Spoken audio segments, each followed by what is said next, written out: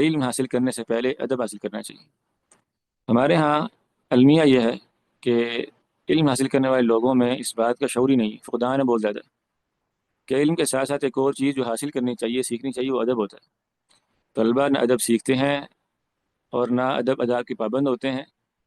چنانچہ پھر ان کے علم میں کوئی برکت بھی نہیں ہوتی، کوئی فائدہ بھی نہیں ہوتا۔ پھر سوال کر رہے ہوتے ہیں کہ ہمیں 8 سال ہو گئے ہیں، ہمیں 10 سال ہو گئے، ہم نے فلاں کتاب پڑھ لی، ہم نے یہ بھی کر لیا، وہ بھی کر لیا، ہماری ذات پہ کوئی علم کا اثر نہیں ہو رہا۔ وہ اس لیے اثر نہیں ہو رہا کہ آپ نے تزکیہ نہیں کیا نا، ساتھ ساتھ آپ نے ادب تو سیکھا نہیں۔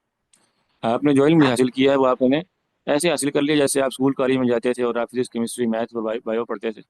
تو آپ نے سمجھا کہ شاید جو آسمانی علم ہے کتاب و سنت کا، یہ بھی ایسا ہی ہے، جب دل کیا منہ اٹھا کے چلے گئے، ٹھیک ہے، اور جب ٹائم نکلا تو پڑھ لیا، جب ٹائم نہیں ہوا تو چھوڑ دیا۔ تو ادب اور آداب کے بغیر حاصل کیا گیا علم جو ہوتا ہے پھر وہ اسی طرح کا ہوتا ہے، وہ بیکار ہوتا ہے، بے فائدہ ہوتا ہے، بے نور ہوتا ہے، اس میں کوئی خیر نہیں ہوتی۔ امام مالک رحمہ اللہ فرماتے ہیں کہ میری والدہ جو تھیں، انہوں نے مجھے عباوہ پہنایا، لباس پہنایا جو علم کا لباس تھا، ایسا لباس جو طلبہ علم کو زیب دیتا ہے، اور مجھے کہا کہ تم ربیعہ کے پاس جاؤ، مدینہ کے بڑے عالم تھے، امام مالک کے استادوں میں سے ہیں، کہ بیٹا آپ جاؤ اور آج سے آپ اپنے استاد جو ربیعہ ہیں ان کے پاس جانا شروع کر دو۔ اذهب الى ربیعہ فتعلم من ادبه قبل ان تتعلم من علمه، جا کہ آپ ان کے ادب سے سیکھو پہلے اس سے کہ آپ ان کے علم سے سیکھو۔ امام مالک کی والدہ ان سے کیا کہہ رہی ہیں؟ بیٹا آپ نے آج سے اپنے استاد ربیعہ کے پاس جانا شروع کرنا ہے، اور جا کے پہلے ان کے ادب سے سیکھنا ہے قبل اس سے کہ آپ علم ان سے سیکھو۔ ادب سے سیکھو سے کیا مراد ہے؟ یعنی آپ جا کر یہ دیکھو علماء کیسے ہوتے ہیں، وہ کیسے اٹھتے ہیں، کیسے بیٹھتے ہیں، کیسے بولتے ہیں، کیسے وہ اپنے طلبہ کو سرزنش کرتے ہیں، ان کو ڈانٹ ڈپٹ کرتے ہیں، ان کے ساتھ رحمت کا معاملہ کرتے ہیں، ان کا بولنے کا سلیقہ کیسا ہے، ان کی نماز کیسی ہے، یہ ساری باتیں سیکھو۔ علم کے ساتھ ساتھ یہ علم والوں کے طور اطوار سیکھنا یہ ادب ہے، اس کا باقاعدہ اہتمام کیا جاتا تھا۔ امام احمد رحمہ اللہ کی مجلس میں 5,000 لوگ ہوا کرتے تھے،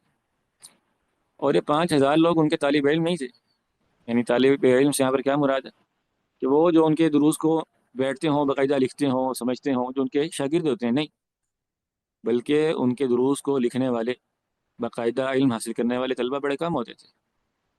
باقی سب کے بارے میں کیا آتا ہے؟ والباقون ينظرون الى سمته وهديه واخلاقه، باقی سب لوگ یہ دیکھنے آتے تھے کہ امام صاحب کے طور اتوار کیسے ہیں، چلنے کا انداز کیسا ہے، عالم ہوتا کیسے ہے، اس کا ادب کیسا ہوتا ہے، شاگردوں کے ساتھ معاملہ کیسے ہوتا ہے، سوالوں کے جواب کیسے دیتا ہے، اپنے شاگردوں کو ادب کیسے سکھاتا ہے، یہ ساری باتیں دیکھنے آتے تھے لوگ۔ اس لیے اس بات کو آپ نے اچھی طرح سمجھ لینا ہے کہ جو علم ہے اس کا خلاصہ، اس کا مرکز، اس کی ابتدا،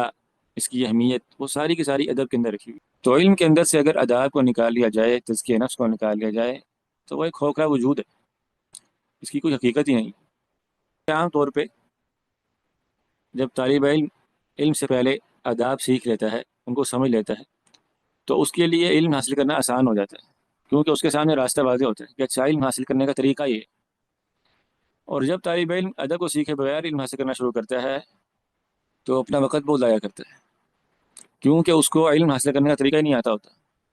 کہ علم حاصل کرنے کا راستہ کیا ہے، سلیقہ کیا ہے۔ اس لیے اہل علم کا ہمیشہ سے یہ طریقہ رہا ہے، اسلوب رہا ہے، ان کی کوشش یہ رہی ہے کہ جب بھی کچھ لوگ حصول علم کے راستے پر گامزن ہونا چاہیں تو اس کا آغاز آداب کے ساتھ کیا جائے، ان کو پہلے علم حاصل کرنے کے آداب سکھائے جائیں۔